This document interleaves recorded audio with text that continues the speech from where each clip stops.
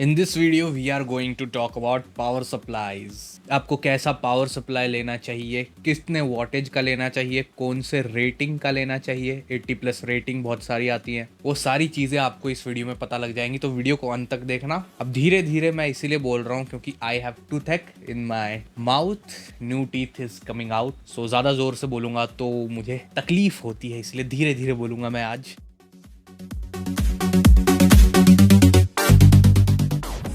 Gaming and editing PCs buy करने के लिए आज ही विजिट करें पीसी किंग स्टोर को, या फिर इस नंबर पे कॉल या व्हाट्सएप करें टू बुक योर पीसी। हम आपके बजट एंड रिक्वायरमेंट्स के हिसाब से आपका पीसी अच्छे से बिल्ड करके, टेस्ट करके शिप भी कर देंगे आपके डोर स्टेप तक। Address, phone number, Google map location link all in description. So आप ही ने जो कमेंट्स कर रखे हैं ना बहुत सारे पावर सप्लाई रिलेटेड, मैं उन्हीं क्वेश्चंस को लेने वाला हूं एंड उसी में आपको समझाऊंगा कि कैसे चूज करें, ठीक है। सो एक हमारे भाई ने कमेंट किया था कि भाई बहुत सारे लोग की पावर सप्लाई की रिक्वायरमेंट 550 वॉट ही होती है, लेकिन वो 650 वॉट की पावर सप्लाई मतलब 100 वॉट एक्स्ट्रा क्यों लेते हैं। सो इसका आसान सा आंसर ये है कि भाई एक तो वो फ्यूचर अपग्रेडेबिलिटी देखते हैं कि अगर उन्हें फ्यूचर में बेटर सीपीयू या फिर जीपीयू अपग्रेड करना है जिसकी पावर रिक्वायरमेंट ज्यादा होगी, तो वो अभी से बेटर मतलब ज्यादा वॉटेज का पावर सप्लाई ले लेते हैं ताकि फ्यूचर में अपग्रेड करने में आसानी हो, पावर सप्लाई चेंज करने की जरूरत ना पड़े। क्योंकि पावर सप्लाई आप एक बार अच्छा ले लोगे ना भाई, 10 साल खिंच जाता है आराम से, पावर सप्लाई चेंज करने की जरूरत नहीं पड़ती है। अगर ढंग के ब्रांड का ले रहे हो, जैसे हमारा डीपकूल हो गया, कूलर मास्टर हो गया, कॉर्सर हो गया, मैं तो भाई कोई भी ग्राफिक कार्ड होता है ना हाई एंड वाला, मतलब 50-60 या उससे ऊपर जा रहे हो आप, तो मैं इन्हीं तीनों ब्रांड में से रिकमेंड करता हूं अपने पीसी किंग स्टोर पे भी। एंड ये जो कूलर मास्टर का MWE सीरीज है ना भाई, ये क्या गोट सीरीज बनाई है भाई साहब कूलर मास्टर ने। बहुत ही ज्यादा रिलायबल पावर सप्लाई है ये। मैंने अभी तक कोई ऐसा केस नहीं देखा कि भाई पावर सप्लाई चलते चलते बंद हो गया या फिर फूक गया। एंड दूसरी बात ये है ज्यादा वॉटेज लेने की, आपने सुना होगा कि 80+ रेटिंग्स आती है पावर सप्लाई में। जैसे फॉर एग्जांपल ये 80+ ब्रॉन्ज है, ये भी 80+ ब्रॉन्ज है, ये एंटेक का CSK जो है ये 80+ गोल्ड है। अलग अलग रेटिंग होती है, जितनी रेटिंग बढ़ते जाएगी उतना पावर सप्लाई आपका इफिशिएंट होते जाएगा, उतना ही कम पावर वो ड्रॉप करेगा, उतना ही ज्यादा पावर आपको डिलीवर करेगा, बेसिकली बिजली बचाएगा, इफिशिएंसी बढ़ जाती है। सो उस चार्ट में अगर हम लोग देखें तो 80+ रेटिंग में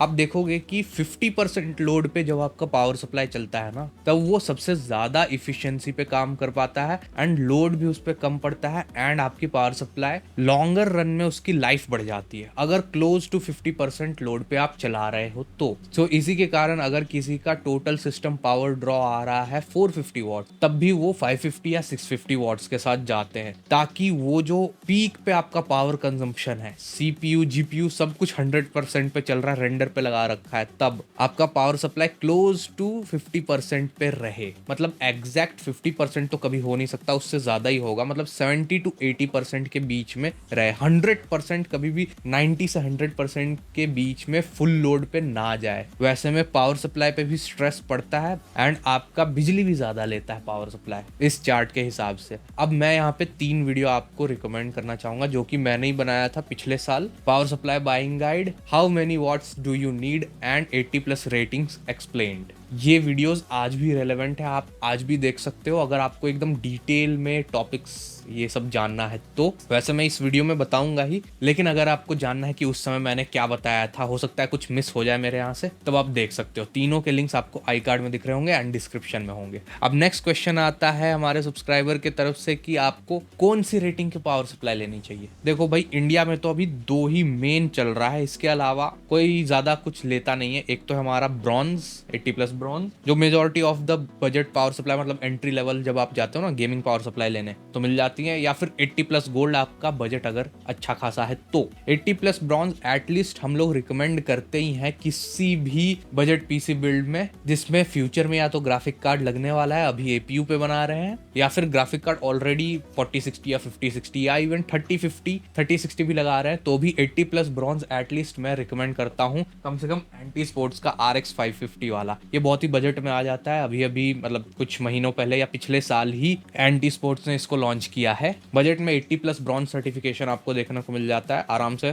27-2800 के आसपास। एटलीस्ट मैं आपको बोलूंगा कि इस पावर सप्लाई के पास जाना, इससे नीचे मत जाना। अगर डेडिकेटेड ग्राफिक कार्ड लगा रहे हो 4050 सीरीज का, तो बजट वाला भी। एंड कुछ लोग सिर्फ एपीयू पे पीसी बिल्ड कराते हैं, उनका कहना रहता है कि भाई हमें सिर्फ एपीयू पे पीसी बिल्ड कराना है, हमें फ्यूचर में ग्राफिक कार्ड ऐड नहीं करना है। सिर्फ ऑफिस पर्पज से अगर बनवाते हैं तो उनको हम लोग एटलीस्ट एंटेक का एटम पावर सप्लाई रिकमेंड करते हैं, या फिर वो एंटी स्पोर्ट्स का ही वीएस सीरीज का, वैल्यू सीरीज का पावर सप्लाई आ जाता है, वो सब रिकमेंड करते हैं। उससे नीचे हम लोग जाते ही नहीं है। एंड मैं आपको भी रिकमेंड करूंगा कि भाई उससे नीचे जाना ही नहीं। इस टाइप के पावर सप्लाई बहुत देखे होंगे आपने मार्केट में, नेहरू प्लेस में और भी बहुत सारी जगह पे। अब आप लोग भी भाई थोड़ा समझदार बनो। आप लोग कहते हो भाई कि कम में हमें पीसी बिल्ड करा दो, एंड उस चक्कर में इस टाइप की पावर सप्लाई दे देता है शॉपकीपर। दिस इज लाइक ये जो टिन वाले पावर सप्लाई आते हैं ना 400-500 रुपए के, 600 रुपए के, इन पे लिखा होता है 450 वॉट, 550 वॉट, 600 वॉट, लेकिन भाई this is like a time bomb in your PC. क्योंकि पावर सप्लाई बहुत ही इंपॉर्टेंट कंपोनेंट होता है आपके पीसी के लिए। सारे कंपोनेंट्स में, ग्राफिक कार्ड, सीपीयू, मदरबोर्ड, सब में इसी से पावर जारी होती है। तो इस पे आपने अगर पावर सप्लाई पे चीप आउट कर दिया एंड इस टाइप का पावर सप्लाई ले आए, तो भाई भगवान भरोसे हो जाता है आपका पीसी। क्योंकि ना ही इसमें कोई 80+ रेटिंग आती है, ना ही इसमें हाई क्वालिटी कंपोनेंट्स लगे होते हैं, एकदम सस्ते।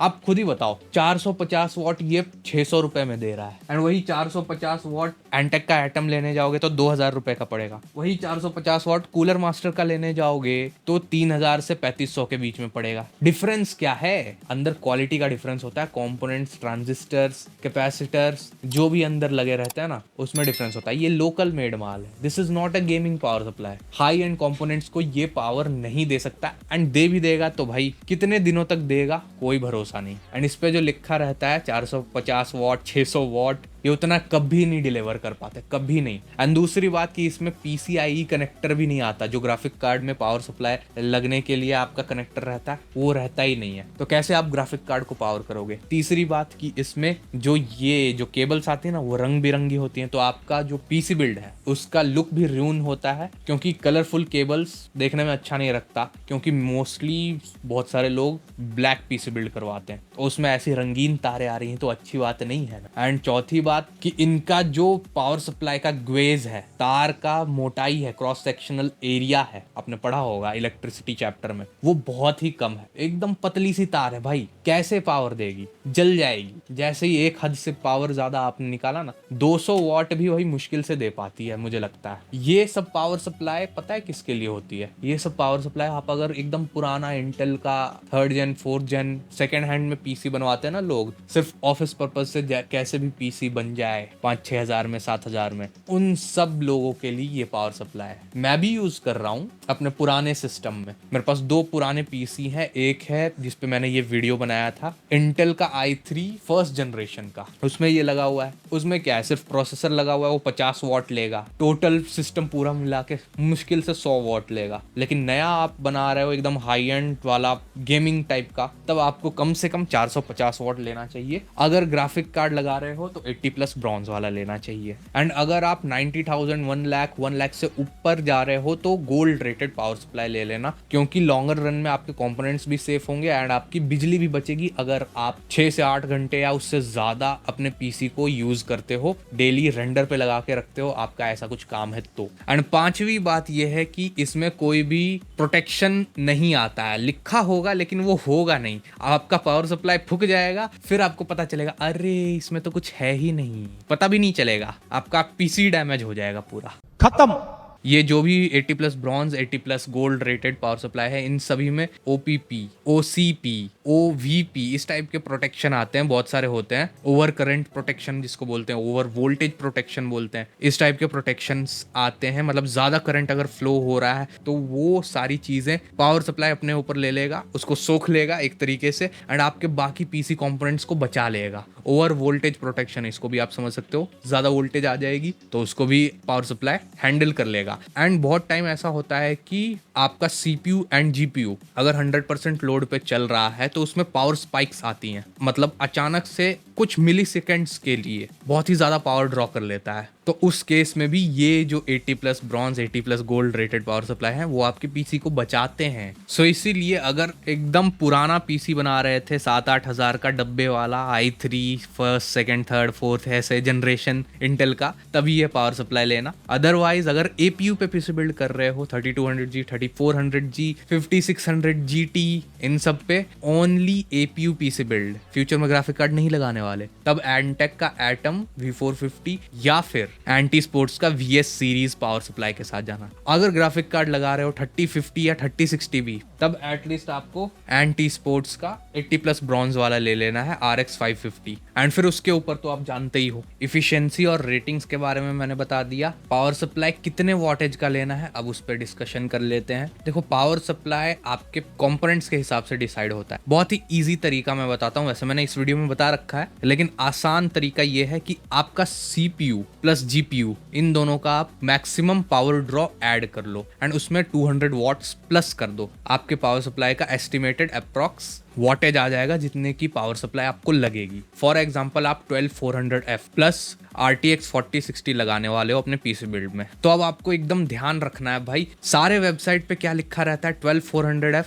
65 वॉट TDP है ना, but that is base power. Base power होती है किसी भी एक CPU की एंड एक टर्बो मैक्स बूस्ट फ्रीक्वेंसी पे पावर होती है जिसको PPT भी बोलते हैं, maximum permissible limit of a CPU। सो वो आप 12400F के लिए देखोगे तो वो है 117 वॉट्स। अब बहुत सारे शॉपकीपर्स को सिर्फ ये 65 वॉट दिखता है कि भाई 65 वॉट का प्रोसेसर है, बॉक्स पे भी लिखा रहता है 65 वॉट का प्रोसेसर है, बट वो जो आपका 65 वॉट है वो तभी है जब सारे कोर्स बेस फ्रीक्वेंसी पे चल रहे हों, नॉर्मल कंडीशन आइडियल कंडीशन के अंदर। जैसे ही आप CPU इंटेंसिव टास्क करोगे, सारे प्रोसेसर आजकल टर्बो बूस्ट फ्रीक्वेंसी के साथ आते हैं, वो बूस्ट करेंगे ही एंड फॉर एग्जांपल 12400F है वो 90 to 100 वॉट्स जाएगा ही मैक्सिमम टर्बो बूस्ट फ्रीक्वेंसी पे एंड मैक्सिमम 117 वॉट्स। तो आपको 65 वॉट नहीं ऐड करना है, आपको 117 वॉट्स ऐड करना है जो कि मैक्सिमम टर्बो बूस्ट पावर हो सकती है टर्बो बूस्ट फ्रीक्वेंसी पे। तो 117 वॉट्स हम लोगों ने ले लिया एंड 4060 हमारा 140 वॉट्स लेता है गेमिंग के टाइम पे।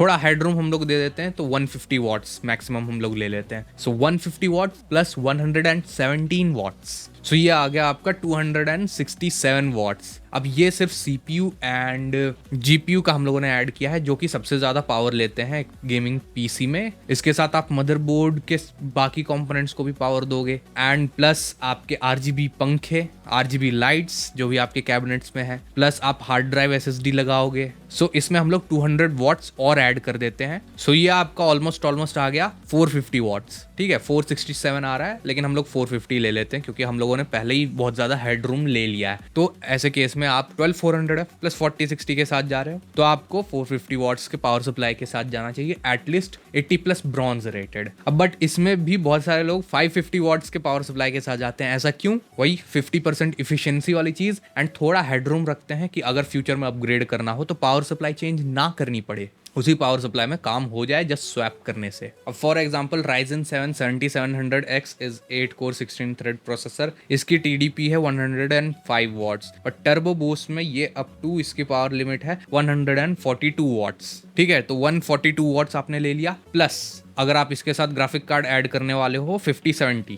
तो 5070 एकदम बेस वेरिएंट अगर आप लेने जाते हो जिसमें कोई भी ओवरक्लॉकिंग नहीं है तो वो कंज्यूम करता है अराउंड 250 वॉट्स। और ग्राफिक कार्ड हमेशा आपका फुल पोटेंशियल पे ही चलेगा वाइल प्लेइंग गेम्स 99-100% पे। तो 250 watts plus 142 watts 392 watts plus इसमें 200 और कर दो, सो एटलीस्ट आपको 600 वॉट की पावर सप्लाई लगेगी, मतलब 650 वॉट। अब जिस हिसाब का आप ग्राफिक कार्ड लगा रहे हो ना उस हिसाब का मतलब उस जगह पे लिखा भी रहता है ग्राफिक कार्ड का मिनिमम रिकमेंडेड पावर सप्लाई कि कितने वॉटेज का लगेगा। सो इस तरीके से वॉटेज आप डिसाइड कर सकते हो। एंड बहुत ही अच्छा वीडियो मैंने बताया था how many watts do you need, इसमें मैंने बताया था एक वेबसाइट कूलर मास्टर का भी एक वेबसाइट आता है जिसपे जाके आप अपने कंपोनेंट्स उसमें सिलेक्ट कर सकते हो एंड वो आपको रिकमेंडेड वॉटेज दे देगा कितने वॉटेज की पावर सप्लाई आपको चाहिए। जस्ट आप टाइप करना गूगल पे power supply calculator, power supply wattage calculator. I know video बहुत लंबी हो रही है लेकिन एक आखिरी टॉपिक बच गया पावर सप्लाई से रिलेटेड जो कि है ATX 3.2 and 3.1 compatible power supplies आ गई हैं अब। सो वो क्या होती हैं एंड कैसे वो डिफरेंट है। सो अभी आपने देखा होगा कि बहुत सारे ग्राफिक कार्ड जो एनवीडिया की तरफ से आ रहे हैं उनमें 12 पिन वाला हाई पावर कनेक्टर लगता है, जो कि इटसेल्फ 450 या 600 वॉट्स डिलीवर कर सकता है through that 12 pin connector. And due to this बहुत सारी बर्निंग के भी इश्यूज आए थे पावर सप्लाई के कनेक्टर में, क्योंकि शुरू में एनवीडिया ने जब ये कनेक्टर अपने ग्राफिक कार्ड में दिया था तब उस टाइप की पावर सप्लाई नहीं आती थी। तो एनवीडिया एक डोंगल टाइप का प्रोवाइड करता था कि 12 पिन से कन्वर्ट होके 8 पिन निकलते थे और उसमें पावर सप्लाई लोग अपना कनेक्टर घुसा देते थे। तो उसके वजह से करंट ठीक से फ्लो नहीं हो पाता था, हीटिंग होती थी, तो ग्राफिक कार्ड का पावर वाला कनेक्टर ही उसी जगह पे ही मेल्टिंग स्टार्ट हो जाती थी। तो उसी प्रॉब्लम को सॉल्व करने के लिए ATX 3.0 पावर सप्लाई आए, जिसमें अगर आप कोई ऐसा ग्राफिक कार्ड ले रहे हो जिसमें 12 पिन पावर कनेक्टर है तो वो वाली cable direct through the power supply आने लगी। सो अगर आप ATX 3.0 पावर सप्लाई लेते हो तो ये फायदा है, कम से कम 650 वॉट्स से शुरू हो जाती है ATX 3.0 पावर सप्लाई। जैसे डीप कूल का PL650D है, कूलर मास्टर का ही MWE अब V3 वर्जन आ गया है एंड उससे ऊपर जाते हो तो ये फीचर आपको आराम से नॉर्मल मिलने लगता है। सो आई वुड रिकमेंड कि पावर सप्लाई ले रहे हो 650 वॉट का तो ATX 3.0 के साथ ही जाना। एक तो 12 पिन वाला ग्राफिक कार्ड का कनेक्टर देखने को मिल जाता है, अगर आपके ग्राफिक कार्ड में वो 12 पिन वाला कनेक्टर नहीं है तो नॉर्मल 8 पिन वाले भी दो आपको देखने को मिल जाते हैं। एंड दूसरी बात यह है कि इस पे और भी बेटर आपको सर्ज प्रोटेक्शन देखने को मिल जाता है। आप जब CPU GPU 100% लोड पे चलाते हो तो कई बार क्या होता है कि CPU या फिर GPU में वॉटेज का पावर स्पाइक आता है, अचानक से बहुत ही ज्यादा अपने वॉटेज से ऑलमोस्ट 1.5 गुना 2 गुना पावर सप्लाई स्पाइक कर जाता है for a very small time milliseconds में। सो उसमें आपके PC को बचाने के लिए आपका पावर सप्लाई अगर आपका ATX 3.0 या 3.1 रेटेड है तो वो आपको हेल्प करता है आपके PC को अचानक पावर स्पाइक से बचाने के लिए। बहुत सारे पावर सप्लाई के डिस्क्रिप्शन में ये लिखा भी रहता है। एंड एक और इम्पॉर्टेंट चीज कि अगर आप एकदम हाई एंड प्रोसेसर ले रहे हो तो आप हाई एंड मदरबोर्ड भी लोगे तो उसमें क्या होता है कि 2 8 पिन EPS कनेक्टर होते हैं मदरबोर्ड के टॉप में जो CPU को पावर देते हैं। यूजुअली नॉर्मल मदरबोर्ड में एक 8 पिन होता है, लेकिन अगर आप हाई एंड प्रोसेसर इंस्टॉल कर रहे हो जैसा i7 हो गया या फिर i5 में भी 14600 के अनलॉक प्रोसेसर के साथ जा रहे हो तो 8 की जगह या तो आपको 12 पिन 8+4 पिन देखने को मिल जाएगा या फिर 8+8 पिन 16 पिन का